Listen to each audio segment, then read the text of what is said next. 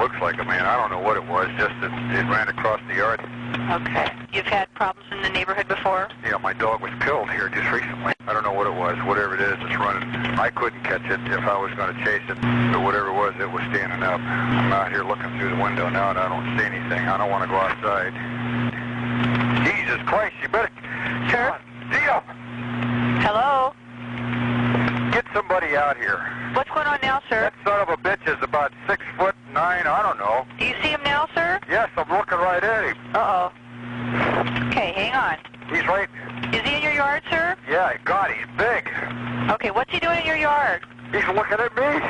Oh, and the guy is on foot. I don't know what... It's a big, real big person. That's all I can say. Okay, but it is a person. Yeah, I'd say it was a person, somebody really big. But he's all in black. Is he a black male or a white male? Did you actually see whether, or was he just wearing black? He's all black and he's big. He is big.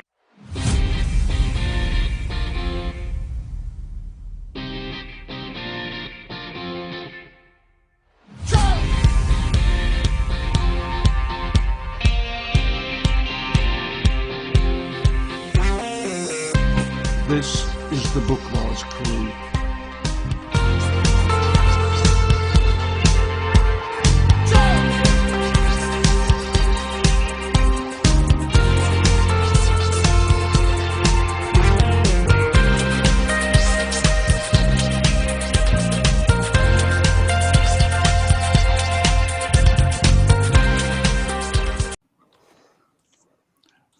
Hi, listeners. We got a great show for you today, for certain. I've been trying to get this guy on for some time now, and we're finally, karma has come together to allow it to happen. And I'm Gerry Matthews, by the way, and my co-host are Bill Reid. How you doing, Bill? Pretty good. Yourself? Not too bad at all. And the inestimable, if there's such a word, Thomas Steenburg. Hello, Thomas. Hello, Gerry. How are you today? Doing really good, you know. It's by way of introduction, all I can say is that, you know, there are all kinds of people drawn to the Sasquatch world. There are those who are fans of the monster in the woods. There are those who are in it because it gives them a sense of importance when they can tell some tall tales on the internet and gain thousands of followers overnight practically. And then there's those who are in it for the money. There are those who are in it just to prove to themselves that the creature exists. No other reason, just to prove it to themselves. And lastly, there are those who are in it just to solve the mystery, whatever the outcome may be, one way or the other. And to me, those are the truth seekers, whether they are researchers, investigators, or enthusiasts, or all of the above. You know, they all have the same need to settle the mystery and to carry out those investigations in an honest manner. One such person is a researcher from the state of Washington by the name of Brent Dill. You can find Brent at his YouTube channel, The Tall Ones. And today you can find him right here. The Bukwas Crew are pleased to welcome, drop the mic, Mr. Brent Dill. How you doing, Brent? Hey guys, how's it going? Pleasure. It's a pleasure to have you. Yeah. Thanks for having me on. Before we get into this, I just want to give a shout out to a dear friend of ours, Mr. Leon Thompson. Leon from the Bigfoot Okanagan, of course, and from the Bukwas Crew. Leon, I hope you're well enough to be able to take a gander at this video and the other ones very soon, my friend. We're all thinking about you. And for those of you who are out of the know, Leon is in hospital. He has been for some weeks now with relatively serious ailments. And we're wishing him the best. And he has a lot of friends on the internet, and they're all pulling for him 120%. Definitely. So you guys would like to say hello to Leon before we start the show? I'm sure he'd appreciate it. Hey Leon, man, We miss Go and ahead, love you, man. Hey, we miss and love you, man. We can't wait for you to get healthy and get well enough to come say hi to us. And so you're definitely in our thoughts every single day. Leon, the chair's sitting beside us, waiting for you to join back up.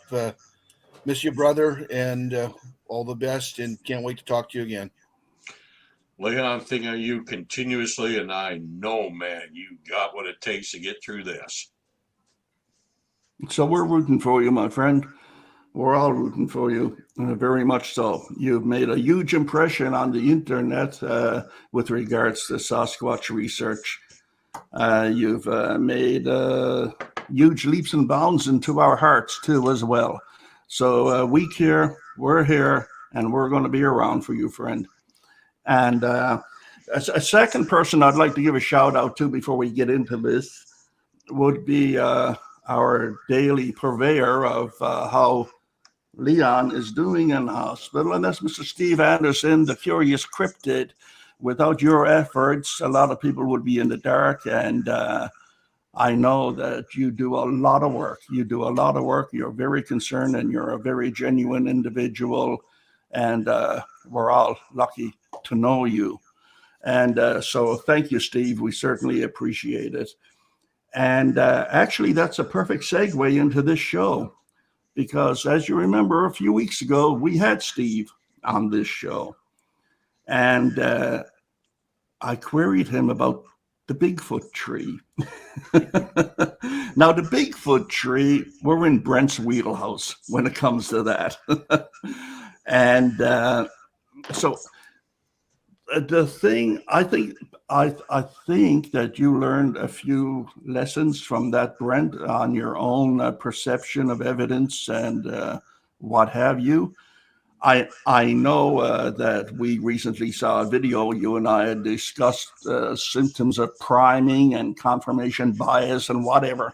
But do you think that's very important for a newcomer who's a new researcher? Heck, even an old researcher can learn new tricks every now and then. But I mean, something that should be aware of is priming and confirmation bias. If you could talk about that just for a minute. Yeah, I think it's actually incredibly important. Anybody that's coming into the Bigfoot phenomenon to investigate it, to try and find some sort of truth in it, that you have to be aware of priming and confirmation bias and how easily you could get it in this subject, because there's little true evidence, like actual evidence, to go off of. So we have to rely on what other people tell us. And well, you know, when you start getting into the subject, you'll start to see that not everybody is honest, that people have their own agendas, that, you know, some people, it's their own personal Bigfoot. It's personal to them and their own little reality tunnel, but not really so much to everybody else's reality tunnel and reality. But yeah, it was actually the Bigfoot tree that gave me the most insight into priming and confirmation bias, because when I came into this, I was very naive. I was very, I didn't realize I was investigating the subject like I was, or even knew how to do it. And so I was just trusting of what was going on, what was being presented in the community. And you know, from there, I started the investigation. And then when I got to this tree here, it's one of the most amazing trees, because it produces sounds that are like any other tree. Unlike any other tree, it's you know, it sounds like there's roaring and talking and tapping and all this stuff coming from underneath the ground. And so how the whole process worked is, you know, I was primed up when I was taken there by being told all this stuff is going to happen. And then when I got there, that's when the confirmation bias kicked in. And with the tree making all these noises, that was the confirmation that I needed of this bias that I didn't realize that I had at the time. And so, you know, for a period of time there, I believe the Bigfoot was living underneath the tree. I didn't get the opportunity to really investigate it the way it probably should have been investigated, mainly because, you know, it was someone else's investigation, really. And I was there just I don't even know why I was there, really. But you know, that was quite the process dealing with the tree. And it was actually Stephen Stroyford from Bigfoot Books, Critical Thinking. I was actually talking to him in a private chat about the tree and about the investigation, and just kind of telling them stuff that I wanted to do with the tree and how to try and figure out what's going on. Because my goal was to try and bring the Bigfoot underneath the tree, which had a tunnel system, which was hypothesized, which I believed in because of all these people were saying it was true. So that priming kicked in. And so my whole goal was to try and find the cave entrance. And I was talking to Stephen Stroyford about this. And literally the night before I was going up there, and he told, I was telling him all the stuff I wanted to do and these elaborate tricks and plans and nothing that actually had to do with the Bigfoot tree itself, because I was looking for the cave entrance. So I didn't like going to the Bigfoot tree because there was always a trail cam, people were always leaving recorders there and trail cams were there, by the person who thought they owned it. So I didn't like going back there, but after talking to Stephen, he actually, I was telling him and he told me that one thing he told me that really resonated was, don't try to prove what's going on out there. Why don't you just go try and find out what's going on out there? And for some reason that really resonated for me, because I think that when you try to prove something and when you try to find out if something's true or not, those are two different paths that you get taken on, because when you try to prove it, you are going in line with the previous biases that you might have. And that's actually when I restarted my investigation into the Bigfoot tree and started from ground zero back at the Bigfoot tree, because, like I say, that really resonated for me. And literally within the first hour or so, I was able to figure out the whole process because I didn't have that priming. I wasn't concerned, like, when you go out there and you start hearing activity, you before I came to this realization, you would act as if something was down underneath there, and that directed your investigation. Mm-hmm. Well, when I went back there, I didn't do any of that. I just went straight for, well, let's find out what's going on here. And I found out, and I was shocked because I truly believed a Bigfoot lived underneath there, and I could feel the blood drain out of my body. And it was such a long drive home. It was really quiet. I couldn't listen to anything because I was just trying to process everything. I went from believing something that I thought was true, telling everybody that it was true, to realizing that it's not true. Then it's like, well, what do I do with this information? It's like I was in shock and I didn't really know what to do. And talking about it publicly was really difficult because the person was well liked. And so there was a lot of enabling going on, to the point where I was actually told I was going to be blacklisted from the Bigfoot community and nobody's going to want to work with me and blah, blah, blah. But I still kind of came out with it and publicly presented what was going on with the tree. And what it was it's a marriage tree. And so it's joined at the very bottom and it grows out like this. And it's probably about 150, 200 years old. But at the very, very top, there's a branch that's actually embedded into the other tree. So when the treetops are blowing in the wind, it acts like a cell and it pulls on that branch. And what it does is it shoots that sound underneath the tree to the point where the ground underneath is shaking. Like you can feel the vibration, you can see the dirt move underneath your feet. And so that's why it's like all the focus is down there, because that's where everything is being directed at. Not realizing up top about 100 feet or so is this branch that has these little nubbies on it. So when it gets pulled, it's like a record almost, like one of those old style records where it just creates all these different sounds depending upon where the branch is at in that tree, and how much the wind is blowing and stuff. Because there might not be any wind at the very bottom of the tree, but there's wind up at the very top of the trees. It was quite the popular tree. It was written about in like 5 or 6 books. It was something that this was the information that I found, and it was something that I had to share people about, because it's just kind of what you do.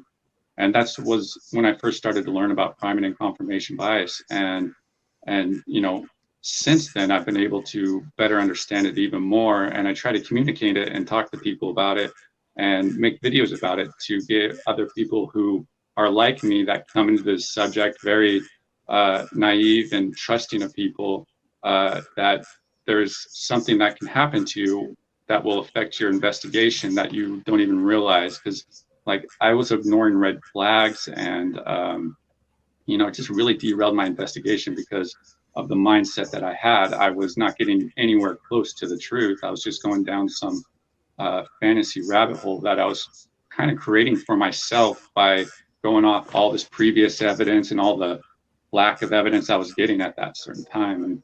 And so that's why you'll see various videos me using this Bigfoot tree as an example, because it fooled a lot of people. I mean, people like Adam Davies, Brian Sykes was involved in it, and you know, it's just quite the amazing tree, and it was very insightful. It kind of was a lot. It was kind of dramatic going through it, just because of the people involved. But I was very happy and lucky and fortunate to go through it, because it gave me such a learning experience that I was able to grow from and utilize into my future investigations of trying to get to the truth and find out what's actually going on out there. Not try to prove, you know, so to speak. Because again, that could take you down a different road. I just want to try and find out, and I present it in that way. And granted, I don't get the Bigfoot evidence that I'd like to get, but at least this is the truth of what's really going on in the subject. And I'm okay not being that rock star researcher who's not, you know, getting all that evidence and stuff. You know, I'm cool not being that person. I would rather be genuine and honest. So, you know, the people that are like me will have a better example going forward with their own investigation and use as well. You know, I like. I'm sorry. Go ahead, Bill.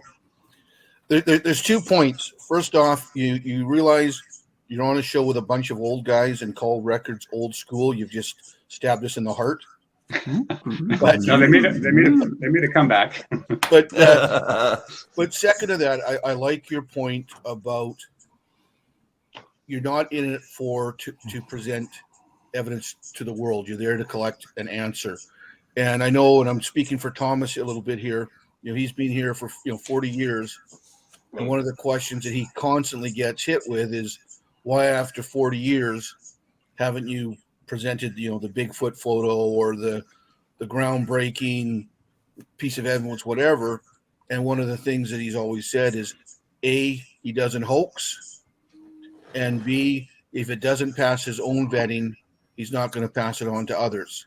And I really like to see a younger guy like you using that same approach. Well, Thomas was somebody I kind of mentored myself after, so the credit really goes to Thomas for putting himself out there. That's against the grain in the Bigfoot community, and being out there and being honest and true for his entire investigation. That gives me the guidance that of how an investigation should be ran, and it's my goal to try and pass that off to the even younger generation that's coming in. But it all stems from Thomas, actually. So thank you, Thomas. You're welcome, Brent.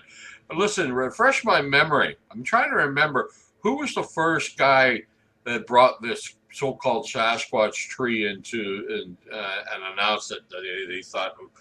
I can't remember when that started. I remember hearing about it, but I can't remember when that started. It was Tyler Bounds who first brought the Bigfoot tree to the Bigfoot community, because Lori Simmons contacted the BFRO, and then he came out there and actually found she was being deceptive, but the way that she was able to victimize herself online, she was able to get away with it. And Tyler was just like, "Ooh, I don't want nothing of this." And then other people got involved, like Adam Davies. Like, people were flying in. It's probably one of the most expensive trees, like Bigfoot related things that anybody's ever spent money on, because there's like people, like 5 or 6 people flew in from England to come to this tree, and Brian Sykes came to the tree, and Adam Davies and a film crew, and all these secret expeditions that were going on. And so a lot of people had their hands in it prior to me. And that's why I was like, wow, it's weird that, you know, nobody's really solved this. And but I found out why, because of the control the person thought they had over the particular area. And the tree is actually in a campground. It's a federally ran campground, Marble Creek Campground, like 10 feet off the main road. It's a public area. Nobody owns it. Yeah, it's just on a creek banker, isn't it? Yeah, it's probably like 100 yards or so from the creek, and it's where the old creek was during, you know, when the previous river was in that area. But it's a very unique tree. Like, I can't express how unique it is. I take non-Bigfooting people there, and they're so blown away. They're scared even at times with how loud and forceful it can get. It's an amazing tree. Reminds me of a tree that used to be in the woods behind my cousin's house in Bancroft, Ontario. The girls started calling it the witch's tree, and we all eventually did, because every time the wind blew, it was a great big maple, you know, a whole bunch of tall maples, and every time the wind blew, it would cackle. Yeah, this year it was really incredible, because I think there's a lot to play as far as the different sounds, because it really does sound like there's breathing underneath there. So I think the tree might be hollow. Actually, Leon was talking about like a tuning fork tree is what they call them up in Canada. So it's probably hollow as well, and which amplifies a lot of the sound that goes down in there and kind of messes with it. Because that's actually when I first realized it was the branch up there. Is I heard the sound traveling down the tree, and it's like, you know, it's like, wow, it was so obvious. But it was a really windy day, or the wind was really starting to pick up, and that was the first time I've ever been there when it was so windy and stuff. And because before, the person would only allow you to be there for about 5 minutes or so, 5-10 minutes, and then she'll be like, "Oh, I'm scared, guys, we got to leave." You know, when action would start to happen, you know, when the thumping was, because she was just, you know, she said she was afraid, but in reality, it was most likely to keep people from figuring out what was going on there. Did most of the activity or the sound seem to, was there seasonal or? Well, the place is closed probably 4 months out of the year or so, if not longer, just because it's so remote in North Cascades that the road is closed, that you can't even get back there. So it doesn't matter if it's cold, warm. Actually, on warmer days, it'll sing a lot more, because I think the wood is a lot more looser, you know, and able to do whatever it does. You know, it's better to resonate and stuff. So yeah, you know, it doesn't matter if it's spring, or fall or summer, it'll still create the same type of sounds. The thing is, you just got to be out there at the right times to collect it and stuff. Like, it took me it would probably take me like days upon days to collect all the sounds there, leaving a recorder out there all the time, just because it's such a dynamic tree that it's incredible. Well, you know, I'm glad you touched on there for a while about priming and confirmation bias, because I'm sure once you are accustomed to such things and know how to adapt it to yourself, you can see it in other people's reports. You can feel it at a gut level, even if you don't understand why you're not too fond of this report. There's something at a gut level telling you you're being primed, or there's a confirmation bias going on in there. And it can also be done the opposite way too. You can scuttle your own evidence by including priming and confirmation bias. Myself and you spoke about, I'm not going to mention any names or anything, but we spoke about a video that we both saw. And right away, the priming and the confirmation bias started at the beginning because of an action that the person videoed did. It is an action. They weren't hoaxing or anything like that, but it was an action that usually leads to a hoax. Let's put it that way. So right away, you're on guard. Like, why did he do that right at the beginning of the tape? It sort of ruins everything to come, you know, whatever it might be. And that's an example of scuttling your own evidence, is doing something like that leads the observer on, instead of letting them make up their own mind and their own conclusion. It's hard to explain without going into detail about the video, but I'm not getting into that. But you are right. You know, it's I'm very well of priming and confirmation bias. I could spot it incredibly easily. But some can even get by me. You know, but it's an interesting thing. Even though when I'm out there, like in an investigation out there deep in the woods, I still have to keep myself in check of not getting, you know, caught in the narrative of what we think is going on out there. Like, you know, attaching Bigfoot to it, even though we don't really have the evidence to support that.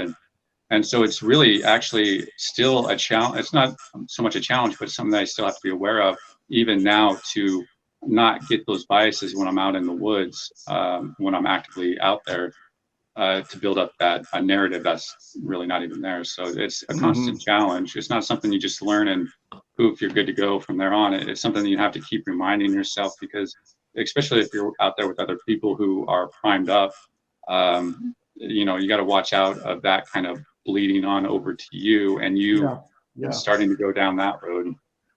Yeah, exactly. Could you do something for me? Sure. I've been wanting to ask you this for quite some time. Who is Cosmo? Oh, he's a How buddy of did mine. you meet Cosmo? What did you and Cosmo do together? And where is Cosmo today? Yeah, I actually met Cosmo through another investigator who, you know, Cosmo's a local guy, and he was on YouTube. He's had some really good Bigfoot experiences, or, you know, which could be Bigfoot experiences. And if you go look on my channel, you'll see, you know, him talking about it and stuff. And so we actually met that way probably about 5 years ago, maybe.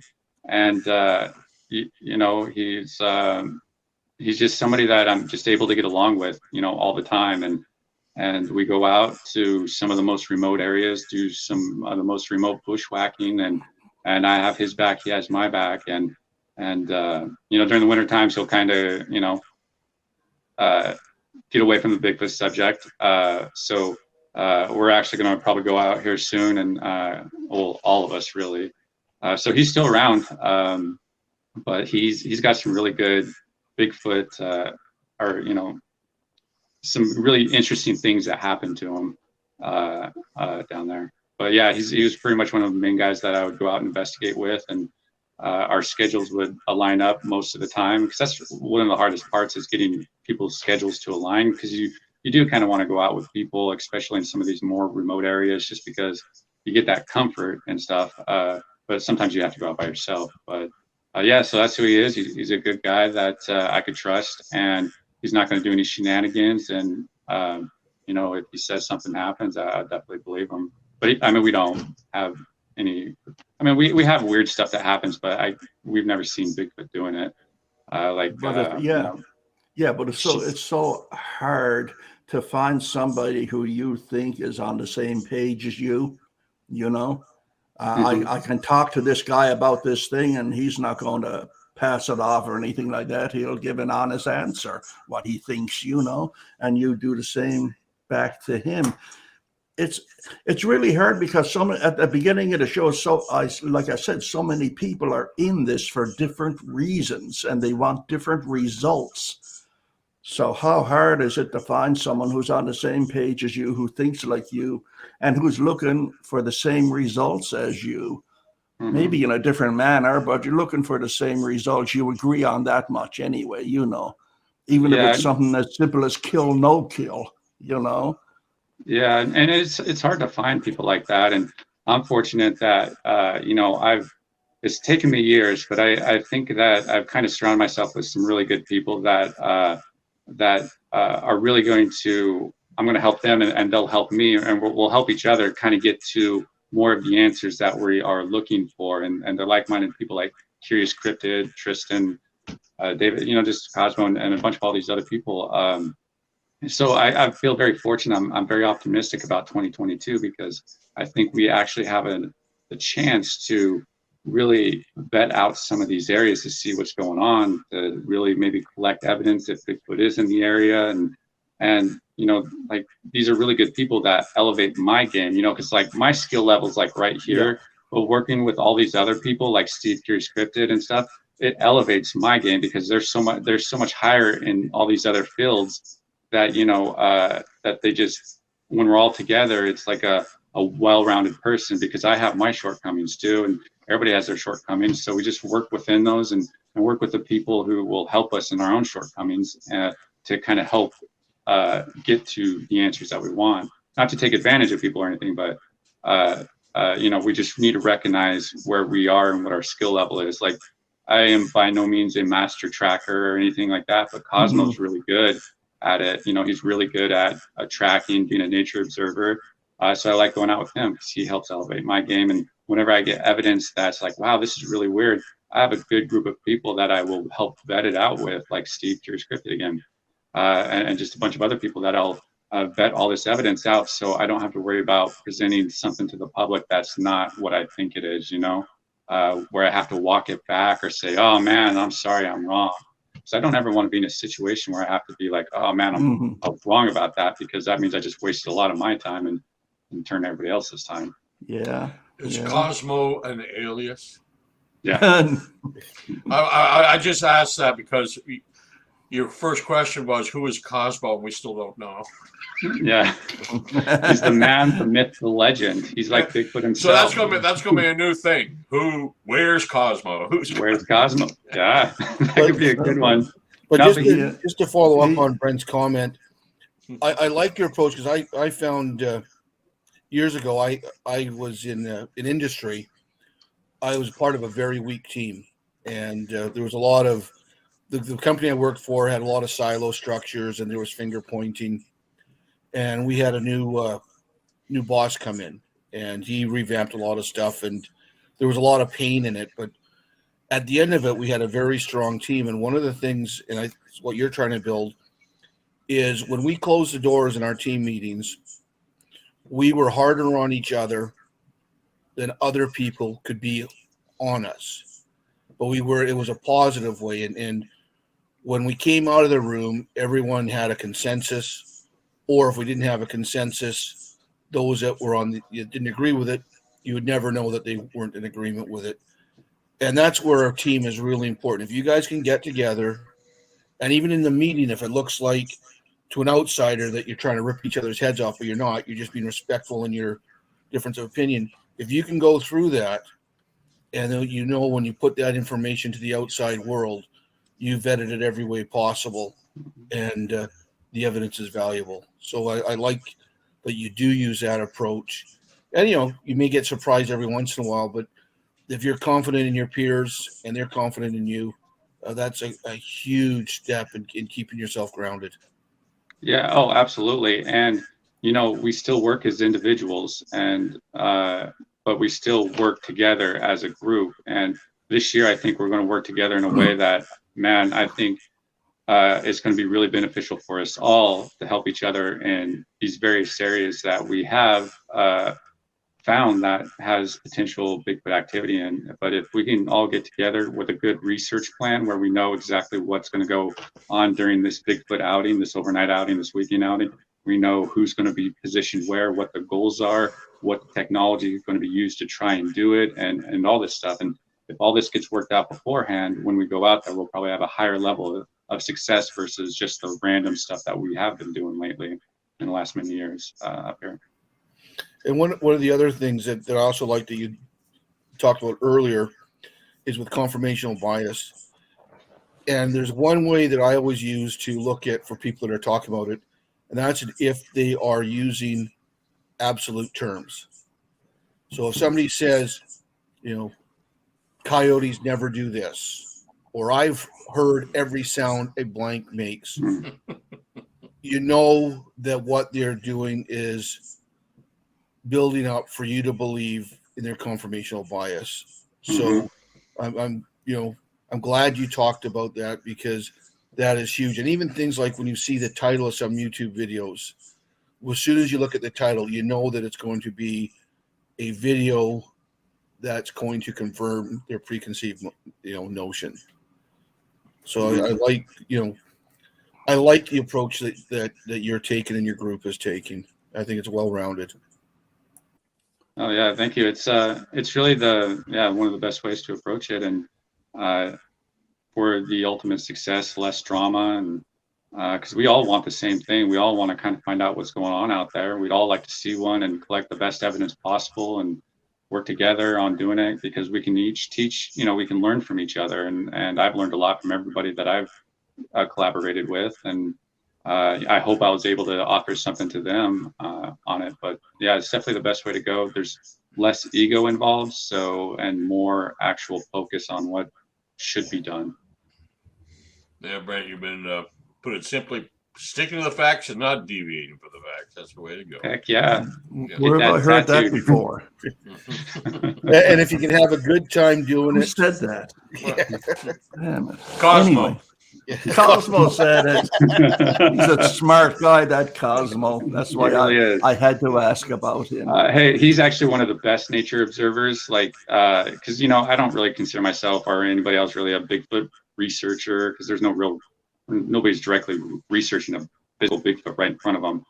So we're just nature observers, investigators, or whatever. Yep, investigators. And Cosmo is one of the best ones that I've come across. He's really good, and he's really good at noticing the minute details of the tracking and stuff. And he's a really good person. I can't talk enough good about that guy.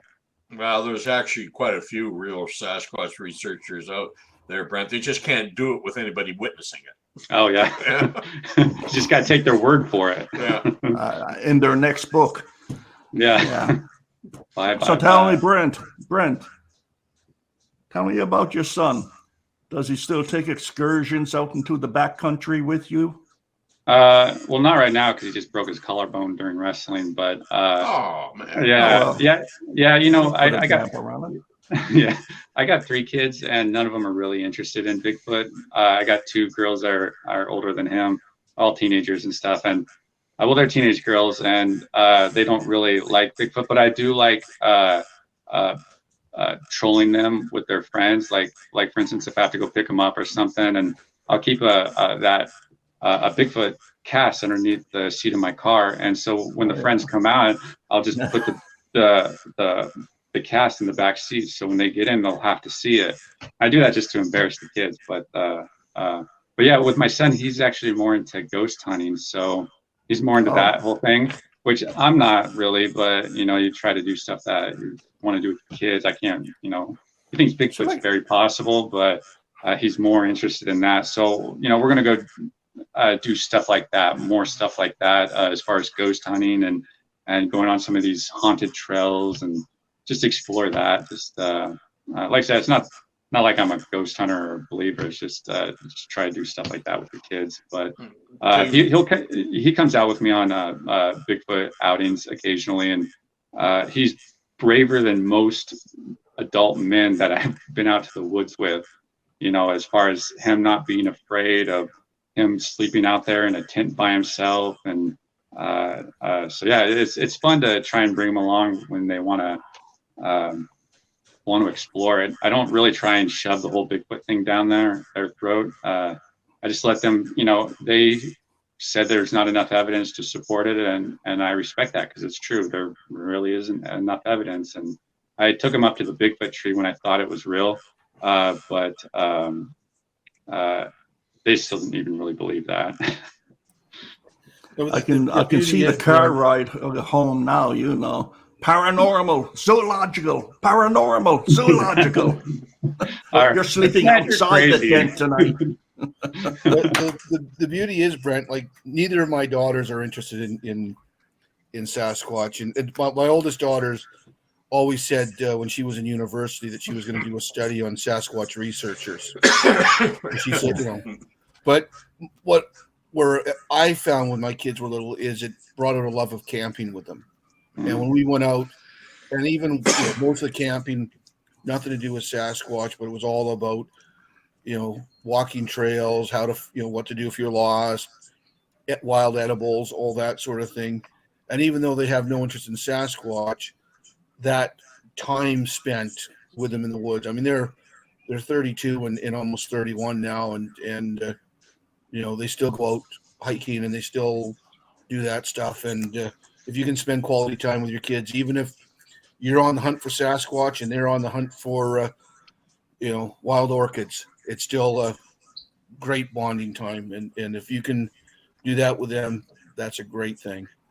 That's actually the beauty of Bigfoot is, you don't have to find it in order to enjoy where it's at. And there's so many different things that you can do out in the forest that it doesn't always have to be about Bigfoot, and that's the beauty of it. That's why I love this subject, because it introduced me into so much more things out in the wilderness that I necessarily wouldn't have been interested in, like rock hounding, mushroom hunting, gold panning, all this different stuff. And so it's a blessing in disguise in a way, whole Bigfoot subject, because it just opens you up to so much more that you might not have been.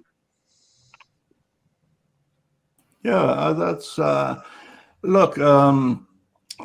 When you've been at this for a few years, your fondest memories are the places you've been, the people you've seen, the people you've met. Not so much the subject itself, but it's the things that surrounded the subject. I mean, I went many places I never would have gone without any kind of interest in a Sasquatch or Bigfoot. I've met a lot of really great people I never would have met. I learned a lot of things about camping and being in the outdoors. And hey, that can't be registered as a failure. Even though I still have no proof of a Sasquatch existing. I mean, I had one hell of a time not claiming any kind of proof. Yeah. So, it's what kind of advice would you give to a new person just starting out? Someone who, following the forest paths like you did. I think you touched on it. First of all, you can learn a lot about the woods, mushrooms, berries, what have you, the edibles and what to avoid and things like that. I think this is a great hobby for a young person, no matter Oh, what the outcome. Yeah, absolutely. And if anybody's getting into the subject, and you have to first ask yourself what your goals are. Why are you getting into this subject? Absolutely. For me, I was like, I kind of first it was a hobby, and I kind of wanted to find out what was going on and really see one and to get a confirmation that they're real. That's ultimately my goal, and collect the evidence along the way. And if I prove it, great. If I don't, great. I don't really care. But that's what my goal is. And so I would recommend people truly sit down and figure out what their goal is in this subject. Do they just want to be entertained by the stories, which is cool. If you're a story person, that's great. There's a lot of channels and stories out there. But you first have to understand that a lot of them probably aren't real, or they are sensationalized to the point where it's like not real. So you can't really use that as evidence. It's just a story. Other people like us that are more boots on the ground want to try and get to the cold hard truth about what's going on, and so just find out what your goals are and find people who have the same goals as you, and Yes. Just kind of start associating with them, start learning, talking to them. First off, reach out and talk to them, and just that's the best advice I can ever give. I covered that in Sasquatch 101. Part 2, I believe, is that before you start off on this, as you just said, sit yourself down and ask yourself why you want to do it. What are you hoping to obtain from doing it? And how much time can you devote to it? And they're important questions. They are, because you don't want to set yourself up for disappointment. You know what I mean? You want to go into this knowing that you only want to go a certain level maybe with it. But you don't want to make it your life's passion or anything like that. So you set your plans in order to achieve just that much, and not become a Rennie the Hindern or something like that. Just, if you want to be a weekend warrior, nothing wrong with that. Go out every second Saturday, spend some time in the woods, But it's important that you establish that, and to my way of thinking, and from what you just said, you establish that in your own mind first. What do you want to accomplish, and how much time do you have to devote to it? So, I think. And be fluid on that. I mean, John Green, I asked him the question when Thomas first introduced me to John years ago, and I asked him how he kept his interest so long. And John's best advice, and I think it's anybody that's interested in the subject, is that you, at different stages in your life, you have different priorities. At some stages of your life, Sasquatch may be your biggest priority, so that's what you go out and do. Other times it might be raising your family, so you put the Sasquatch on the back burner a bit. Other times it may be professional. He said, but it's keeping your life in balance and realizing that maybe at this stage in your career or your life, you can devote more time to it. Maybe at this stage you have to back off. And I know I've gone through that myself. My latest interest in Sasquatch or that is really since my kids got into their 20s and they didn't need, their dad raising them like they did when they were younger. And I think that's just the balance. You just have to keep your life in proper balance and realize there's going to be times when for some of us, not everybody, that Sasquatch may be one of the most important things that you want to do, and at other times it's on the back burner because life happens. Mhm. And just be aware of that. And the other thing I'd say to somebody new is don't take yourself too serious. I mean, the subject itself you can be serious at, but I work in the corporate world, and it's a running joke. I get guys sending me memes of Sasquatch and that, and I've been in conferences where the vice president of a multinational is joking about my Sasquatch research. If you got a thin skin, it ain't going to happen. You're not going to last at it, and have that humor. And if somebody's laughing with you, that's okay. If they're laughing at you, then you got choices. I just always say to people, call me what you like. I've been called a lot worse by a lot better. I believe it. Well, I try to, I keep my personal life and my Bigfoot life kind of separate. Like I don't ever, like on my Facebook page, there's nothing Bigfoot related. I don't ever talk to Bigfoot or talk about Bigfoot with my family or anything like that.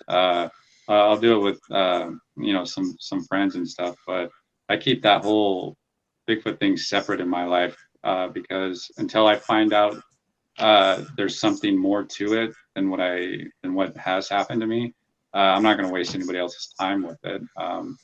As far as trying to keep talking about it. Yeah, you don't have to talk about it, but on my Facebook, I've done things where I've posted pictures from some great lookout points and going, you can't call this a wasted day, right? Mm-hmm. And I'm not out to convert anybody, but I don't hide the fact, and I don't bring it up constantly. I mean, it's funny, Thomas, and there's a small group of us that before COVID, we used to meet probably 2-3 Sundays a month for breakfast if we weren't out in the field. And you'd figure when you have 4 or 5 Sasquatch researchers there that the subject would be strictly Sasquatch. And I'll bet you there were many, many lunches or breakfasts where Sasquatch never came up once. Well, who wants to talk about Sasquatch all the time? I quite often never bring it up unless someone asks me about it. So yeah. And I mean, I find that somebody brings it up, I really got nothing to say to them about the subject. My son and his wife ask me, well, what do you get out of this? What are you doing? What are your goals? I said, I don't have any goals or anything. I'm just in it out of curiosity and see which way the wind blows. That's all. That's my goal, is to live long enough for somebody to come along with some evidence that I can say, okay, this could possibly be proof someday. But I mean, I don't talk about friends. I don't have friends that I used to have. I retired 4 years ago, and all my your so-called friends on Facebook, all my friends have not contacted me in like 3 years or something. The only people who contact me are people into Sasquatching and Bigfooting. You can make some good friends in the subject. Yeah, I'm cool with that because I also have other interests like ATVing and side-by-siding and everything that blends right in with it. So it's almost seamless, my private life and the Sasquatch life. No one can tell, what are you doing? Are you ATVing today or are you looking for a Sasquatch? I'm not going to tell you. I could do both if I wish. Yeah. That's right, yeah. I was talking to Joe Snyder over there at New York, Bigfoot Research, and on his show one night, and he brought up, I think it was he did or I did, someone did, about resetting your theory. And I said, did you ever have to reset your theories, Joe? And he said, yeah, several times I had to do a major upheaval. Of what I believed and what I was looking for, and because you just find that you're barking up the wrong tree, and you got to be a big enough person to say, no, you're wrong. You got to go back to where you were and attack it in a different angle. Well, I know you've already done that. you've done that. You've done it with the Bigfoot tree. Yeah. But I mean, I think in something like this, a person to keep their own sanity should not be afraid to back up and regroup and come back at it differently. Yeah, that's what I recommend to people, is to restart your investigation, no matter how far along you are with it. That's what I did with the Bigfoot tree. I restarted it. And when I was able to restart it, I was able to remove the biases. Now, I had that slap in the face, so to speak, from Stephen Schweifert. He just hit the nail on the head that resonated with me. I don't know if that is going to be that resonation that's going to work for everybody else, to remove all that confirmation bias and priming that you've been dealing with. Tough one. It is, but for me, that's when I restarted my investigation, and always recommend people to restart their investigation just to make sure they're going down the right path and not going down a path that is because they thought that was the right way to go because that's what they were told Bigfoot was thought to do or whatever. And there's nothing wrong with that. There's nothing wrong with admitting you're wrong about evidence. I find so much character in a person when they're able to admit that they're wrong, versus trying to defend a lie, or just what happens a lot in Bigfoot subject, where if they're wrong, if the investigator's wrong, they just don't ever talk about it again and just hope it goes underneath the. Absolutely. Yeah, which is really unfortunate, because that means there's bad information that's being presented to people like me who are going to think, oh, Jesus, is this real? Maybe I should go believe this. Maybe I'll start going doing this in the woods because this is what I believe, and start telling all these other people and spread all this other bad information around. And it takes a lot of character. We're all familiar with the story of the guy that got hoaxed by his own family. Mm-hmm. Sam DeLong. Same thing there. He had balls enough, though, to come out and say to other people and researchers, don't waste your time. It was all a hoax. Mm-hmm. There's nothing up in those woods for you to see. I mean, he's a researcher. He could have just kept his mouth shut, not said anything. Exactly. Prove him wrong. Nobody. What do you mean my family hoaxed me? They didn't hoax me. You're full of crap. Wow. I found that stuff legitimately.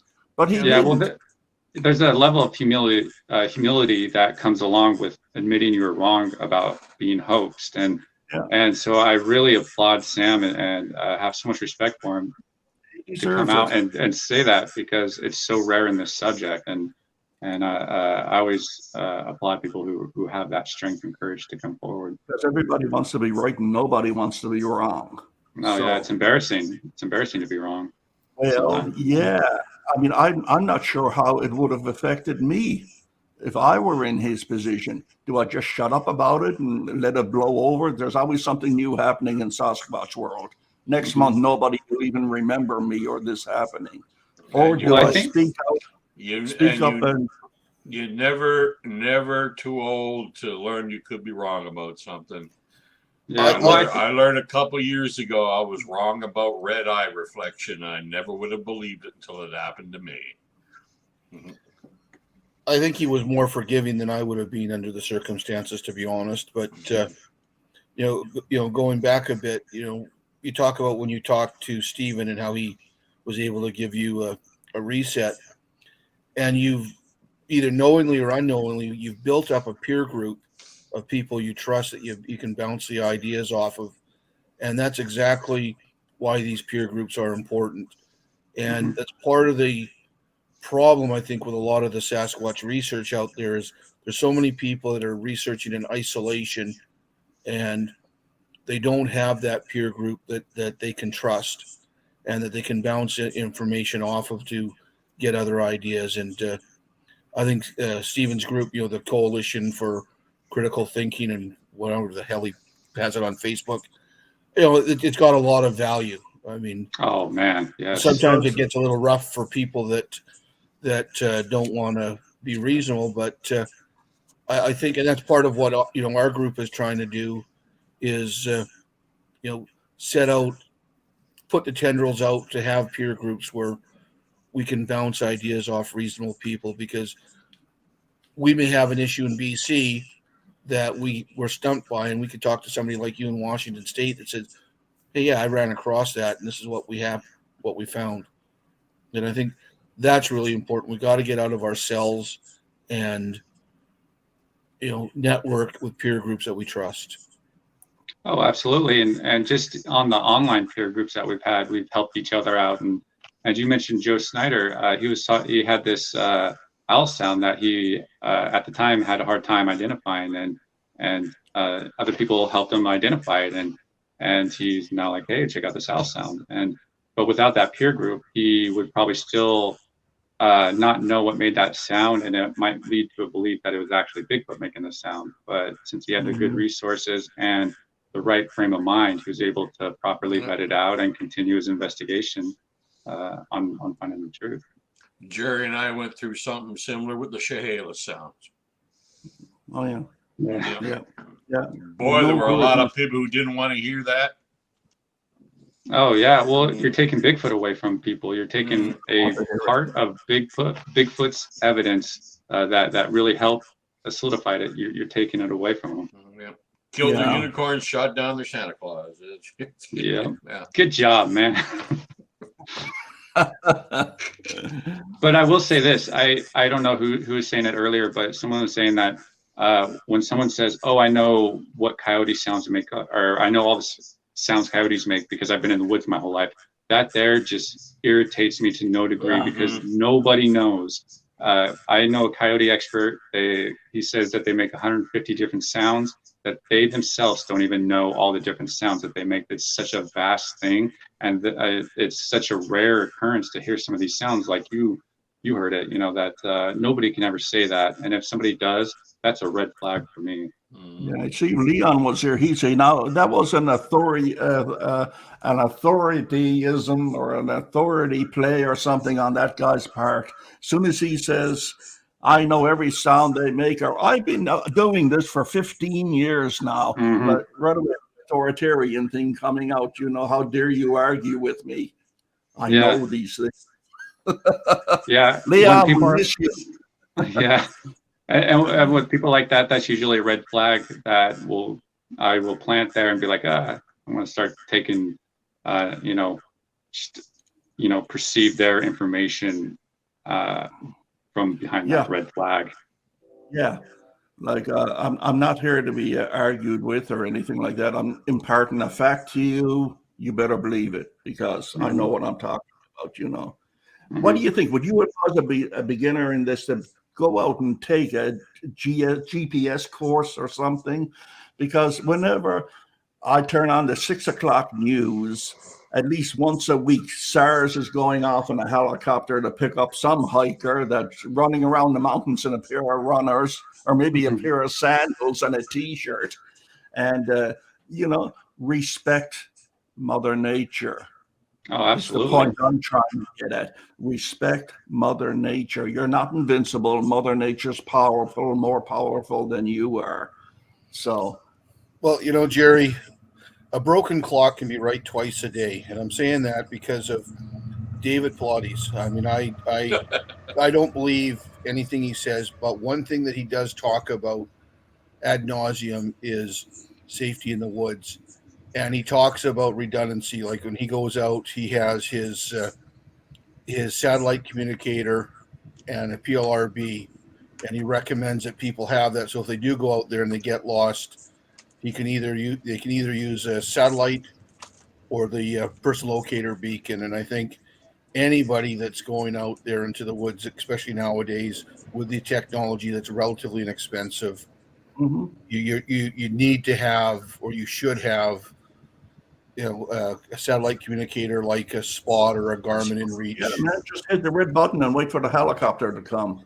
It helps SAR and it helps your families. Thomas found a missing hiker's part of a missing hiker skeleton one time, and one can only think if they had a satellite communicator, it would have turned out different. Yeah, well, that's one of the things. That's one of the other things. In one time, didn't you, Thomas? Say that again, Gerry. Bill Miller, an upper cage, a human. Yeah, that was Then we found the rib cage and spinal column of a man who had been missing for 4 years.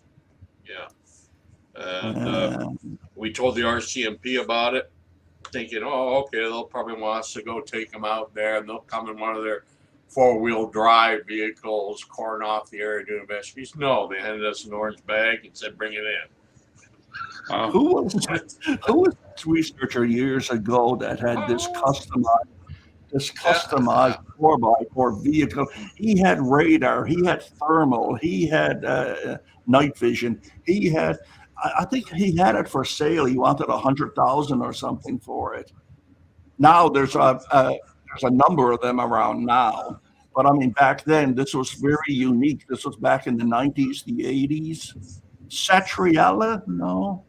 Are you talking about that van where he had a flare that went up like a submarine periscope? I think so. I think that could be it. Yeah. Yeah. I'm not sure whatever happened to that. Yeah. Very unusual at the time. I mean, state of the art, like, you know. Yeah. But yeah. Yeah. So go ahead, Brent. Oh no, go ahead. So tell me, have you ever found a footprint where you could say, if there's a Sasquatch, he made that print? I found a lot of impressions that have a lot of potential, but nothing to that degree of like, I think it was a Bigfoot. It could have been. I don't ever try to have myself go down that way without having the evidence to support it. Yeah, because I know people actually go out and fake Bigfoot prints. I am part of hiking groups locally, and occasionally you'll come across Bigfoot threads, and especially if you do a search on them. And you know, and some of the threads, you'd see people talk about how they have friends that will go out and plant Bigfoot prints, not so much to be there when someone finds them, but just to leave them there in hopes that somebody does find them eventually. Yeah, so I forgot where I was going with that. Oh, as far as prints or something, yeah, nothing really concrete. I've come across impressions. I mean, the ground here isn't very conducive for print formation. Very, very hard to find good prints. A lot of places I go are like remote old growth areas where it's got a nice layer of moss on the very bottom ground, so it's really hard to get the prints that way. I mean, like where I live, we're surrounded by mountains all the way around, and it's rather futile to go looking for footprints in the mountains. As you just said, it's all solid rock with about an inch over it. Better to go walk the riverbeds and stuff like that. Yeah, you know, the one that I'm really that I've experienced the most are wood knocks, and I'm usually really good at vetting stuff out, and these wood knocks I haven't been able to properly vet out. Some of them I've actually recorded, but the most memorable one is there's this area out in the North Cascades where I'd get out of the car, and there's a single wood knock, and it sounds like a home run being hit, and that's it the entire day. So that happened a few times, and then some friends came into town, and I took a bunch of people, or it was 3 other people, back up to this area, and I'm like, yeah, whenever I get out of the car, there's always a tree knock, and so we open the door, nothing.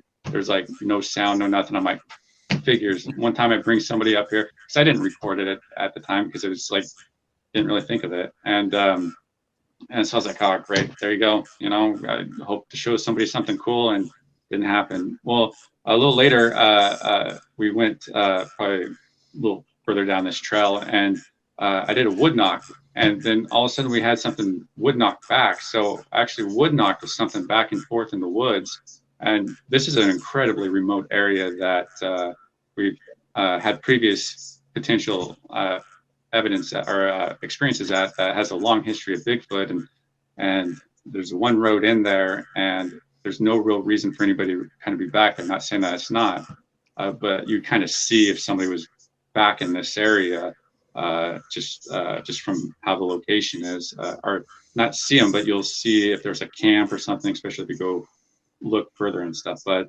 yeah, they couldn't find what was making the sound, and it was in response to us. So it seems like there's an intelligence behind it. It was not a woodpecker. It was not a tree hitting another tree by accident because of the wind. It was a deliberate wood knock back and forth. And I've experienced wood knocks on various occasions with various people. Like I said, even recorded some of them. And I that's the one thing I cannot figure out.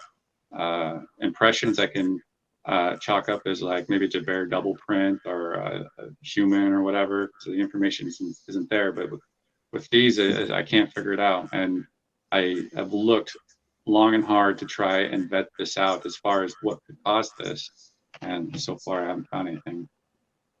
Not enough people bother to vet these days, or maybe they never ever did bother to vet as much as they should. Well, it kind of depends upon what they want their evidence to be portrayed as. If they want to be portrayed as the Bigfoot researcher that's out there getting all the evidence, then you don't want to vet your stuff out. You just want to present it as it is, because once you really take a serious approach to your investigation and properly vet it out with people who can help you vet it out, you're not going to really come to any sort of evidence to post to get any sort of recognition of as far a number of years ago, a good many years ago, there was several different kinds of accepted people who sought Sasquatch and Bigfoot. Those who are in it just to show themselves off for whatever reason, and those who are in it to prove it right or wrong one way or the other. And then there are those who are in it that are not out to please any faction, just themselves. I heard someone describe them once as the invisible researchers. These are the guys who go about their business in the woods. They don't tell anybody what they're doing in the woods, where they're going, and they don't tell anybody what they found. I mean, it's the old saying, you're never going to find Bigfoot on the internet. No, you won't. You're not going to find it on Squatch Talk or any other place. So don't even think about it.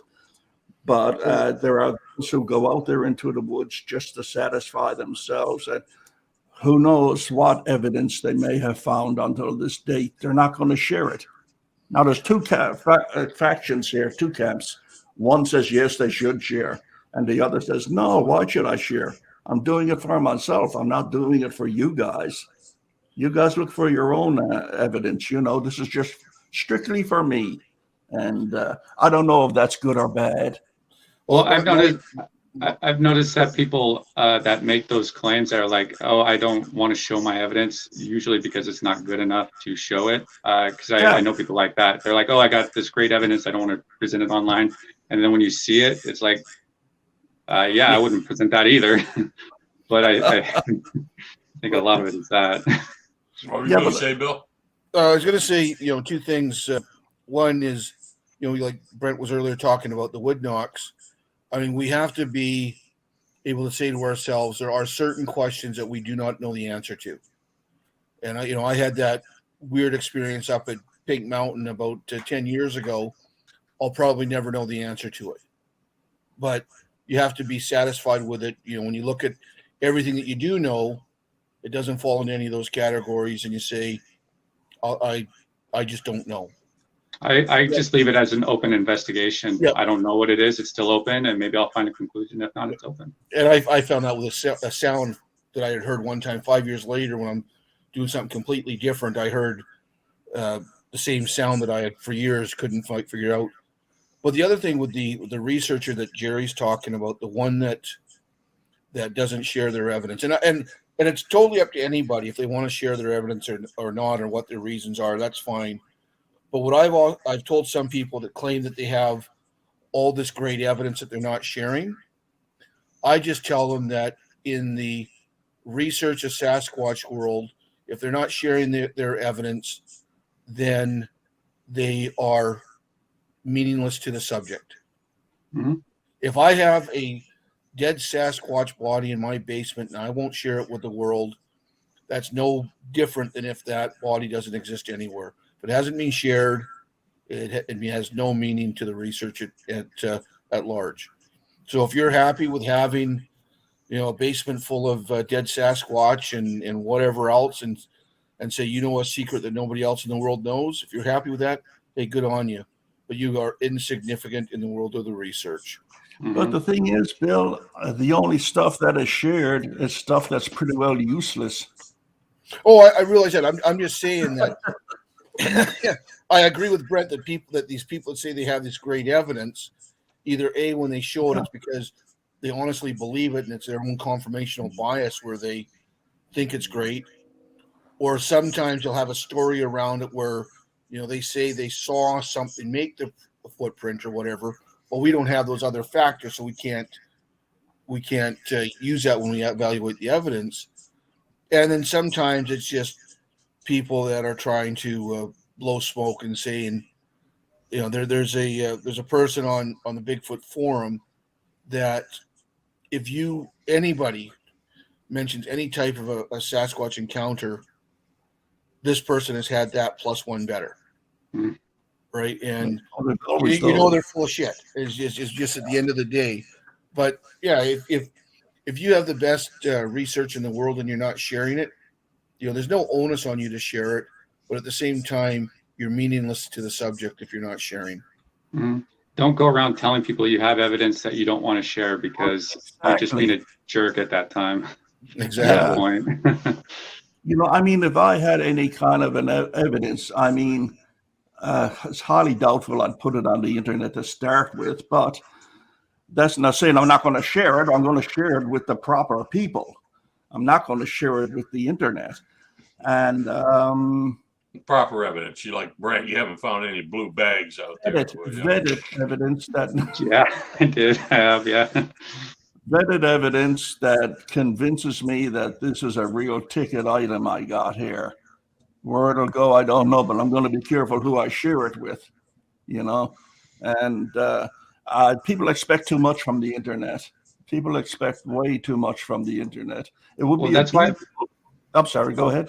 That's why it's good to go outside of the Bigfoot community to vet out your evidence. I've done that before because you can get some amazing insight of what is actually going on. In fact, you just go to some of these logging Facebook groups, forcing Facebook groups. You'll learn so much, like the inverted trees that get shoved into the ground. A lot of people are like, oh, Bigfoot's mad. He's going to grab this tree and just turn it upside down and just shove it in the ground.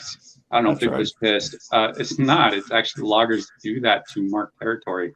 They mark boundaries. They mark roads. They mark clear-cut areas. They do it just to do it. Really, they'll put rocks on big stumps. So there's resources out there for us to properly vet out some of this evidence. It's just how much do we want to take to go truly find it out? Because I think a lot of people get emotionally attached to their evidence to the point where they don't want to let it go. They'll defend it tooth and nail. And I think that's kind of a problem. And one of the problems of evidence nowadays is everybody's too emotionally attached to it, afraid of being wrong, afraid it's not at Bigfoot. And that might be a reflection of the internet itself, But there are good people out there that don't have anything to do with the Bigfoot community that could still help you vet out your evidence. Mm-hmm. And the thing, Gerry, is it started before the internet. I have a large family that were logging back in the 80s and that, and I can remember, the tenderfoot coming out there and making wild claims or something like that, and those guys just making it sound like there was a Sasquatch behind every tree. And the fact of the matter is that none of them believed in them. Mm-hmm. They've been logging for decades and said there's no such thing. But if you got the pushy expert out there that came and said this, that, and the other thing, they would, because it was a big laugh to them. And, sure. It's the internet is just an easy way of reaching a bunch of people, and it's a reflection on what everyday people do. There's liars out there. There's guys that will joke, will joke with people, but yeah, it goes back to finding that peer group that you can trust. Well, the internet's a soapbox for every snake oil salesman out there. You've heard me say that before. But I've come across some interesting stuff in some logging groups related to Bigfoot. Like I came across this guy. He was in his 80s or so, and he was talking about being there, hoaxing the Bigfoot prints during the Gerry Crew event. How he actually were able to do it. He was telling me how they were able to get the prints on the side of the road and how they were able to get the distance in between them so long without having an impact, like you're running. He was saying what they did is they had a pickup truck going and they put a 2x4 out the side of the pickup truck, and the 2x4 was anchored by somebody else, and that person would hold on to that 2x4 and walk that way and allow the truck to to take them for their next step, and that's how they were able to get such long steps in between it. This guy was talking about how they used a cherry picker to get the 55-gallon drum over the bank. I got all these messages saved of it, but it's really interesting of what you can find. I don't know if it's true or not, but he was listing a lot of specific stuff and specific people in that area where it's like, wow, it makes you wonder how much true it is, because loggers do like to play jokes on people. Well, don't they still have that award posted on Willow Creek down in California for anyone who can show how these prints can be made? I'm not sure that award still exists. Kinds of soil. Yes, Willow Creek Museum has that reward. Oh, if the museum, well, the museum still exists, so yeah. But there was a reward out long before the museum. I can't remember who originally put it out, but yeah. I don't remember either. But yeah, it's been around since hell, I think it was a Pacific Northwest expedition. But Brent brought up, again, another great point that we should elaborate on is so much when we do this research, not only is there, talk about confirmational bias, but people tend to look at the experts and say, the experts can't figure this out. The scientists can't figure this out. And many times there's ways where simple people, and when I say simple people, I mean just people like us, that have come up with a low tech solution and have created a hoax, or sometimes just a methodology that the experts don't think of because they overcomplicate things. Mm-hmm. One of my stories that I remember is there's a guy named John Romer, and famous British Egyptologist, and he was talking about years ago in his research, they couldn't figure out how, without the use of transit, how the Egyptians used to have so many buildings that were so level. And he was out, again, it's, you're doing something different, but you see something that goes to your research. He was out at going towards an open air market, and he saw these people that were building a big building. And what they did is they'd put a ditch around the building. They had a stick in one corner that had a mark on it, and they filled up the ditch so that the water level was touching that mark. And then everywhere in the building, when they were taking measurements, they just took it by measuring from the water, because water finds its own level. And he stopped. He just thought, wow, this is great. Talked to the people, and that's where he figured out, at least in his eyes, where a lot of these buildings are made level is because they were just using water. And yet experts for years are saying, well, it would be impossible to do without transits and laser levels and all that other nonsense. And then you talk to a lot of old timers where they'll use garden hoses to create levels around buildings. So just because somebody that's quote unquote simple or down to earth says they've done it some way, that doesn't mean that they're not telling the truth. Mm-hmm. We tend to overcomplicate. I knew an engineer that said that he was a professional engineer, and he had a plaque in his office that said, "Remember, an amateur made the Ark, experts made the Titanic." That's true. Hey, Brent, tell me something. If you were about to interview a possible witness, I don't know if you do interviews or not, but I'm just asking, would you use a regular list of questions like Thomas does? Thomas has these little 40 questions of thou shalt not and thou shalt that he asks every witness. Yeah, I'd probably steal Thomas's questions. Just do that. Thomas's questions. Yeah, well, Thomas has the right way of going about it. The questions that he asks, the way he presents it helps eliminate introduced biases. And I don't do that necessarily as professionally as Thomas does. Whenever I came across somebody, I was like, "Hey, man, what'd you see?" and whatever. But that wasn't in any sort of recording capacity or anything. I was just talking to somebody. But yeah, if I did, I would definitely resort to Thomas's questions and his line of questioning a interviewee. I'm going to use the Von finger here to interject.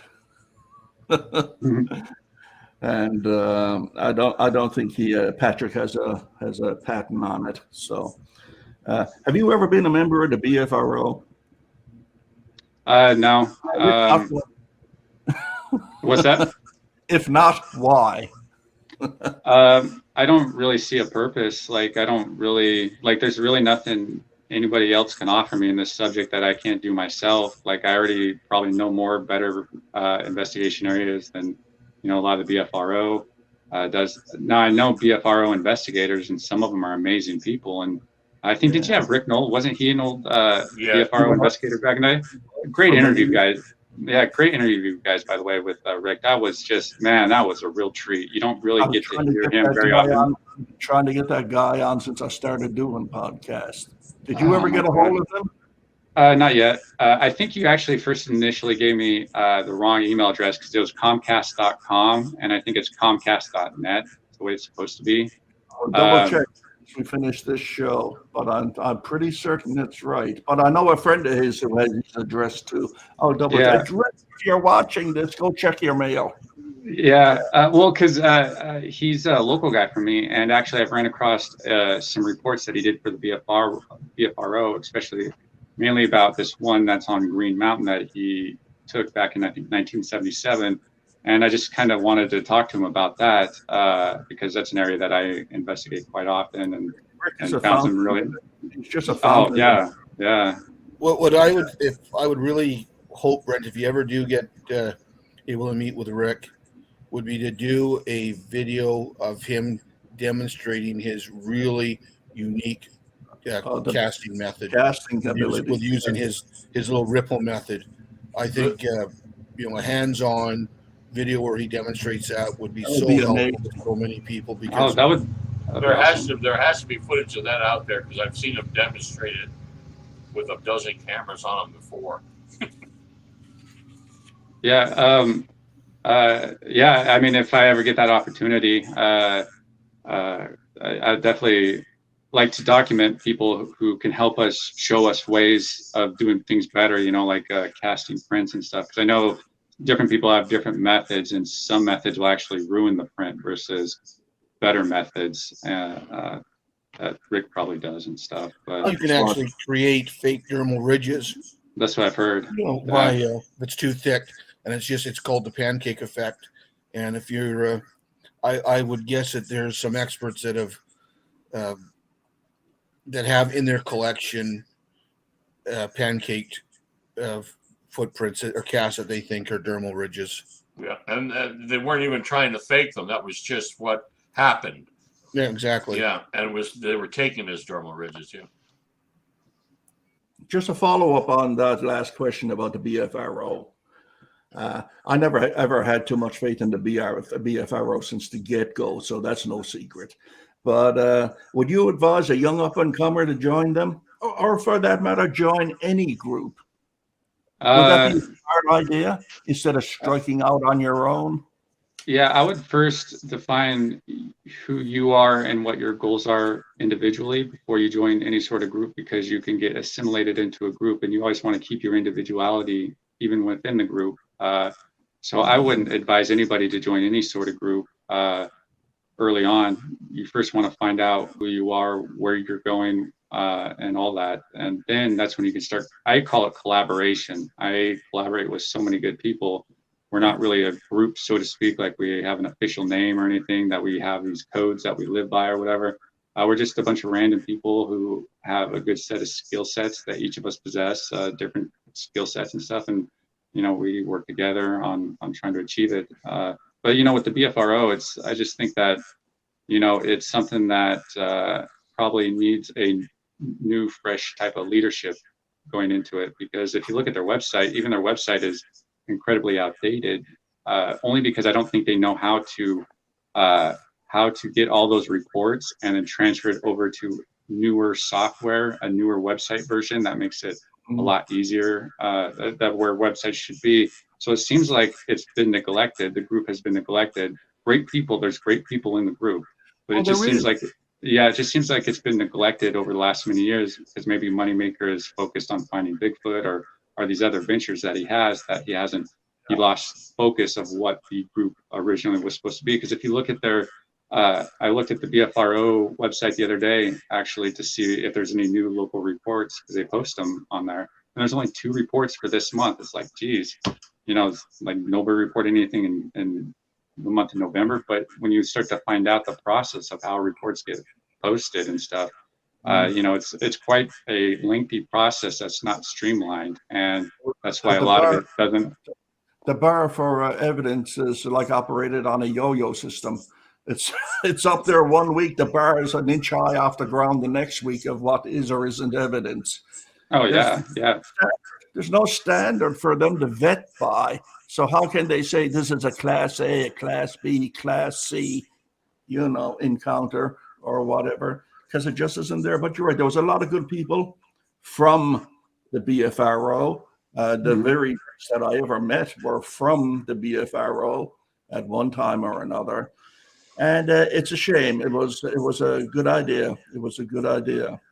But yeah, and it still has a lot of potential. It still has a lot of potential. I just think it needs a fresh infusion of leadership to have a direction of where it should go and have the time and resources to take it that direction. But I think if Moneymaker is the guy who is solely the leadership in that, then it's probably not really going to go anywhere. Well said. Well said. So tell me, if the PG film was proven to be, say, 3:30 this afternoon, proven to be a fake, it wouldn't affect my curiosity about the possibility of such a creature existing. What about you? Would it be business as usual for you the next day? No, I'd probably curl up in a fetus position and just suck my thumb and cry in the corner like, no, it's not true. It's not true. It's real. I know I'm pretty much like you. It's like, if it's not real, then it's not real. It's not the driving point for me to be in this subject. I believe there's something to this because of all the people I've heard that claim that have seen them and stuff, people who I find credible. Those are the people that keep me passionate, that keep me interested in this subject. Not so much the PG film, because it depends upon what day of the week it is. It's like, how much do I believe in the PG film? I went through a lot of work on trying to really fully understand it from all sides, why people are saying it's a hoax, what they're, like with Morris and Hieronymus and Long and stuff, and try to really understand what they're saying so I can get a better perspective if it's something that I should believe or not, because we'll never know if it's real or not. All we can do is come to a conclusion with the information that we have. And for me, it's getting all the information, be it good or bad, to come to a conclusion. And I haven't came to a conclusion just because I don't think we ever truly can. Like, I can't ever say that's a fake or, oh, that's real. It's just going to kind of float and linger in there until we have something to compare it to. But it is kind of odd that nobody's really been able to get evidence that's been comparable to that, which is just really kind of odd. But, if you really kind of think about it, nobody's really doing the research in the way that they were probably doing it. Nobody's out there for weeks on end, living off the land, and so to speak. There's that. Yeah. It's just people like me usually, which are weekend warriors that only have so much time to dedicate to the subject, so much resources to get dedicated. So I think that's one reason why Bigfoot, is still undiscovered, is there's no real resources going towards it. Yeah, I mean, I never worshipped at the altar of P&G anyway. For me, it was Rennie the Hinden. His book with Hunter was the first book I ever read on the subject of Sasquatch. And he made it for me with one simple sentence. Something got to be making those goddamn tracks. And that's it. That's it for me. That's good enough. Basically, that's all we got. Our tracks. I think Dr. Bingerdingle said it best when he was on an interview and they asked him about the PGF. And he said at the time that he took the PGF and he basically took it out of the realm of evidence and put it to the side. And he said, and the reason being is there's so much studying that's been done to say it's real, so much to say it's fake. and the original has been lost or destroyed depending on who you listen to. And he said, we can't get any more information out of it than what we've already had, and it's inconclusive. Yeah, And there's too much effort being wasted trying to say yes, it's real, or no, it's not. So he put it to the side, and that's a position. Like, for myself, I don't think what's in the film is a real animal. But having said that, again, Thomas introduced me to Bob, and when he tells a story, he's either a fantastic liar or a God's honest truth guy, and the only reason I think there's any credibility to that is because of talking to Bob. But if I based it solely on the evidence, that the PGF has always looked fake to me. Well, something else you got to consider too with the PG film is that if you're looking at the enhanced 4K version, that you have to understand that video isn't actually an honest interpretation of what was happening in real life, because I don't think we can really use anything above the digital stabilization of the PG film as an investigation evidence, because when you get above that, when we're talking about 2K, 4K, 8K resolution increasement, the software that is used to create the upscale video actually adds in information that wasn't initially in the video, so it's creating part of the video for us, so we can see it. And if you zoom in really close to it, it actually has a cartoonish type of look. So it actually isn't a good source of evidence for us to use in those high-scaled videos. So I always try to bring awareness to that, of don't ever use that as evidence of like, oh my gosh, this is a real Bigfoot, because look, or it's not a real Bigfoot because look how cartoony it looks and stuff, because the software is a huge factor on how the information is created, and some software is a lot better than others. And that's why I always say don't ever use anything to make a judgment on above the digital stabilization, because anything above that, we don't know what has been added in with the software. And it's shown that when you do zoom in on it, which a lot of people do, it looks more fake, it looks more cartoonish, the edges don't look as real as it should. So just my even with the digital stabilization, what you also have to remember is just the film from being shown creates artifacts in there. So that's one of the things that although I disagree with Bill Munn's conclusions, and I think he did a lot of supposition in his when Roger met Patty, one of the things he did do is he did take the original first generation film copies, scan them, and then he did a method of putting one on top of the other, and where anything didn't match, he took out as an artifact, and he just did that process until he had one film which or one scan that took out most of the artifacts. And you are right, and the other thing is a lot of people are taking their stabilizations away from a VHS copy that Mrs. Patterson gave out to various groups. So that already had failures in artifacts in the film. So yeah, when these people do the 4K and go, oh, look at everything you can see.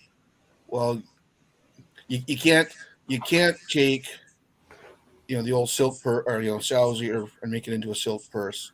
And there were in 16 millimeter film, there's technological constraints on that. That's just the nature of the film, especially when you have a guy that's running and it's bouncing around. You're never going to get anything really clear than a first generation copy. Absolutely. And people got to remember, in 1967, there was a huge difference between professional filmmaking and home movies. People say it's this, it's that, but Patterson and Gilman film was no different than your grandmother's whole films of family picnics back in the day. The Zapruder film of the Kennedy assassination. That's the best you're going to get. Could you tell me why John Green was squeezed out of the possession, ownership, stewardship of that PG film by Rennie DeHinden and Bob Gimlin? John Green was never squeezed out of the ownership of the PG film. He was never in the ownership. He signed a contract. He signed a Oh, contract. what you're talking about is the old contract, Canadian lecture rights to the film. In 1968, yes. Yeah, And that was then the Canadian lecture. Yeah, and then the contract ran out. Yeah. And Hinden and Gimlin wanted the rights back from him, so he'd had to pay $500 if he was. No, what happened was Rennie and Bob really didn't want to do it, but Rennie sort of badgered him into it. Sued Mrs. Patterson for rights to certain stills of the Patterson Gimlin film, and Bob Gimlin didn't really, because he actually likes Mrs. Patterson, and he didn't like the idea, so he just basically threw his hands up and said, "Rennie, you can have my rights, $20." And that's why Rennie had certain rights, paperwork saying he had certain rights to certain stills of the PG film. And you tried to put any of those images, like 352 or something, in a book between 1977 and to the day he died, he went after you for it. Yeah. Mm-hmm. I was going through my bookshelf today just before the program, and I took a book down, and in it there was a letter from a lawyer to John Green. Mm-hmm. And I'll give you the crux. It says, "Dear Mr. Green, this is to advise you that the contract dated January the 8th, 1968, a copy of which is attached, is hereby canceled. In addition, any and all verbal and implied agreements between yourself and Robert Gimlin and or Rennie DeHinden concerning the Bigfoot film is hereby canceled. In addition, we request that you return all copies of the Bigfoot film that are now in your possession." And it goes on to say that you will have to apply for a notice and pay a fee of $500 should you wish to use it in the future. Yeah, that was Rennie DeHinden's letter. And Rennie's signature or his initials are on the bottom. Yeah, and of course Green ignored it, and he was had every right to do it because Rennie couldn't enforce any of that garbage. That's why I just get it. Why would he limit access to it, like to that stuff, to like the pictures? Is it just he wanted other people not to profit from it? I think Rennie at first was, who the hell are you coming into my business here on anything to do with Sasquatch for the longest time. Rennie and John had a falling out in 1967 when Rennie stuck a shotgun in John Green's face in Northern California. And even though they still communicated, Rennie sort of didn't want to have much to do with John Green after that. And he just sort of tolerated his presence. What Gerry's talking about was Green and DeHinden together managed to get the Canadian lecture rights to the film in 1968. And of course, after Rennie threw another one of his tantrums or whatever, got mad at Green for whatever reason, he'd have these legal aids or whatever write up all these things. Can't do this, can't do that. You have to do this. You have to give me $1,000 for this or that. Yeah. And John Green had a small binder full of things from Rennie like that, and he just just said no. I played it safe. When I put 352 in my books, I asked Rennie for permission to do it. Like you always see copyright Rennie DeHinden underneath. As you said, he goes on further to say, "You're further put upon notice that if copies of the Bigfoot film are ever again shown in public or private, that a showing fee of $500 will be required." Well, yes, that's Rennie. That's Rennie trying to extort John Green. Yeah, or damages, it says. In addition, if you have left any copies of the film with any persons, corporations, or other agencies, would you please provide us with their names, addresses, and Now, what lawyer? actually talks like that. Yeah. It is our understanding that you have left 2 copies of the film in San Francisco for analysis. So we demand that you obtain and return both copies to us immediately. The cancellation of all contracts and agreements is effective as of this date. Yeah, that whole letter is one gigantic piece of BS. It was just Rene trying to extort his will and monies from John Reid. Sounds like things haven't really changed much in the Bigfooting subject, huh? They haven't changed at all. Rene, like I said, Rene was Rene. There was no other way to describe it. I mean, Barbara Watson Butler wrote this wonderful book, my favorite Sasquatch book I ever read, and it's called Sasquatch Apparitions. I'm hurt, Gerry. And okay, you're second best, but this is the best. And in it, she doesn't talk about Sasquatch at all. She talks about the researchers from back in the day. Mm-hmm. And I just love that book. It's one of the reasons I started this podcast. I don't pay as much attention to the critter as I do the people researching the critter. Oh my gosh, that is so true. I'm actually that way. I find the people who investigate the subject equally as interesting because I like people watching, you know, so I like to try and figure things out. Like, man, why is this person doing this? Why would he say this stuff? Why? Well, I don't want to start rumors, gang. Because quite frankly, I love Rene DeHaan. He was a good friend of mine, and I was very friendly and got along great with the late Barbara Watson. But you notice in that book, she just has nothing negative to say about Rene at all, but a lot of negative things to say about everybody else. You had the book. I got it from you to read it. Yeah. Sadly, it's out of print for the past 30 years. Yeah. Well, for a few years, I believe Rene and Barbara were a little more friends. Ooh. It's picking more than lead shot out of the back 40, huh? Yeah. Good for you, Rene. Someone's making those damn tracks. Well, you know, the fact remains when you look at Rene's behavior back then, you know, and Thomas said, oh, you know, everyone just said it was Rene being Rene, or when they were doing a conference, they had to build in the Rene factor. Mm-hmm. The fact remains is he was an asshole.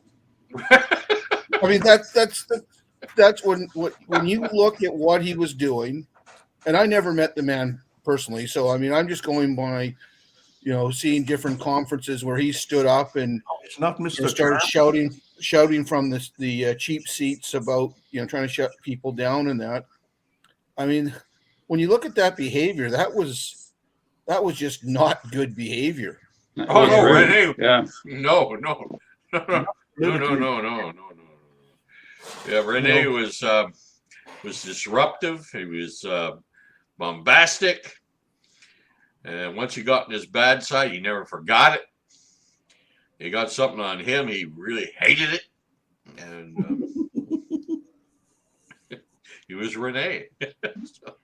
But he at least stood up for himself too. And oh boy, did he ever, yeah. Yeah, and didn't get, present any sort of bad evidence or whatever. Mm-hmm. Well, he had a lot of great things as a researcher, but, you know, he didn't some good qualities and some bad ones. Yeah. And but he was a first-rate researcher, and for a man who never went above grade 5, he sure had a logical and analytical mind.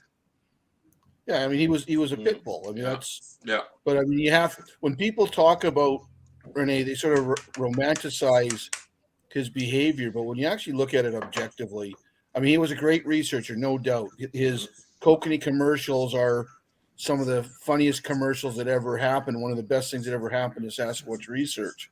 Mm-hmm. But, you know, at the end of the day, if we had somebody today doing that same behavior in Sasquatch conferences and that sort of thing, I'd be a pariah. It wouldn't be accepted. It wouldn't be, you know, oh, that's just, you know, Thomas being Thomas, right? It would be, you know, that's just not acceptable. Yeah. That's Rene. We're here today to celebrate Brent. So Rene, roll in your grave. We're going to carry on. Well, people used Now, to I know you've appeared on a lot of podcasts, Brent, a lot of podcasts, such as this one. For the most part, you talk about the coalition of certain channels and whatever. What do you think? Is the message getting out there that people should be a bit more discerning in what they believe is evidence or how they vet their evidence? Or are the lunatics still running the asylum? Are we making any headway, is what I just want your impression. No, I don't think we are. I think the inmates will always run this asylum until some better evidence or something more concrete exists, because it's so easy for somebody to come in and create their own Bigfoot narrative, their own personal Bigfoot, and go spread it around. And so until we get some solid facts, this is what we're going to have to deal with. And we do help other people in our discussions, other channels and other investigators with the discussions and podcasts on their own investigations. And so there are people who are being, that are being affected by the discussions that we are having in a positive way. But even then, it's always recycling itself, the subject. Every few years, a handful of years, other people become more relevant, other people fade in the back and stuff like that. But it's still, nothing's really changed as much. We just need to keep promoting a more non-biased way of looking at it and approaching the subject and stuff. And hopefully somebody will collect that evidence so we can actually start building the foundation off of. So, all these other people can't hijack this subject for their own personal gain or for their whatever reason why they need to do it, either psychological or emotional or whatever. Mm-hmm. Yeah, well put, man. Well put. Tell me something. What are your research patterns? Like, do you have one area like a lot of people have, or do you try out different areas on a rotation, or how do you approach it? How do you approach your research? I first try to investigate and research the area as much as possible, get myself in good areas where you think that they might be. I've been investigating the Bigfoot phenomenon for probably about a good 7 years now. And I would say over the last few years, I've developed areas that I have finally tuned in on. Wow, there really might be something going on here, especially when you take other people out there who are like-minded, don't have that priming issue or anything, that are like, yeah, there's something kind of going on here. And, we're just trying to get the resources into these areas and try to figure them out. But I investigate the entire, most of Washington, any place. Like I'll go down to Mount Rainier, all the way up to Mount Baker, and everywhere in between is where I really kind of investigate, which is more northern east or northern west of Washington. But there's no, for me, it's like whenever there's access to the area, like, because a lot of the areas I go are fairly remote. So, you got to deal with the snow. And so there's limited access to that. But yeah, there's some really good areas that I've kind of dialed in that we're going to investigate a lot further this year in ways that we've never done before. And I'm excited for that opportunity to see if we can kind of figure out if there is something going on out there. And maybe there is, and maybe I'll get lucky and see one. If I can see one, man, I'll be a happy person. I would be like, cool. Man. Tell me, how far away does Steve live from you? I'd probably say about, depending on traffic, probably about an hour or so. And wow, that's pretty close. What about Jay? How far away from you are from Jay? 5 hours. Well, here's the thing. It's 3 hours, 3.5 hours if you go in the middle of the night. But if you go anytime during the daylight, it's at least 5 hours, because of all the traffic that you have to go through between here and there. It's insane with the traffic. So yeah, it's about 5 hours with that. We're actually going to go back down there here probably soon to do another investigation down there, because I just released a video of when I was down there where me and this other guy was doing a night walk, and we heard something moving out in the woods, and then all suddenly this sounded like a big tree falling over. It sounded like something hit the tree, and the tree fell over. So don't know what that was. I'm not saying it was Bigfoot. It was just an experience that we had happen out there where Jay said he saw his Bigfoots at. So yeah, about 5 hours there. Tell me something. Have you ever been to BC? If no, why the hell not? Yeah, I've been up there once. I was really surprised to see that you guys have like, gosh, what did you guys call it? It's like well blubber and I don't know. It's like a really interesting dish that was like, wow, that's wild. But yeah, only once. I really would love to go up there this year, especially see Leon, come up to see you guys, and maybe we do an investigation out there. Steve Pierce could come up, and that would be an amazing time. Leon's about a 3-hour drive from where I'm sitting right now. And yeah, I think he's going to be available all summer for some reason. And I think the border's opening up on April 1st. Yeah. So you had to drag Steve along with you and pay him. Yeah, his wife too, because his wife's really great to have out there. She's really smart and a really good companion to have out there with him, because she's really good with animals and stuff. So we're gonna drag her along too, probably another person, because yeah, man, that'd be great to come up, see you guys, and that's what it's all about. Yeah, I mean, we got to network. That's the word I was looking for. We have to network. And then if you guys ever come down to the States, like Mount Baker area, I know Thomas is a big fan of that area. I know a lot of good areas that are high probability areas where Bigfoot exists. Maybe they're there, because we've had experiences that we can't properly vet out yet. That is très cool. Yeah, definitely. Gentlemen, we're coming up to the 2nd hour mark. I think we got to put the plug on this sooner or later. And I know time goes so fast, man. We got a really fantastic guest here, and the conversation is just flowing. But someone's got to pay the bills, and that's me. So I can't push her much further than this. So I want to thank you very much, Brent, for, making an appearance here, And thank you, Bill, for joining in, and you as well, Thomas.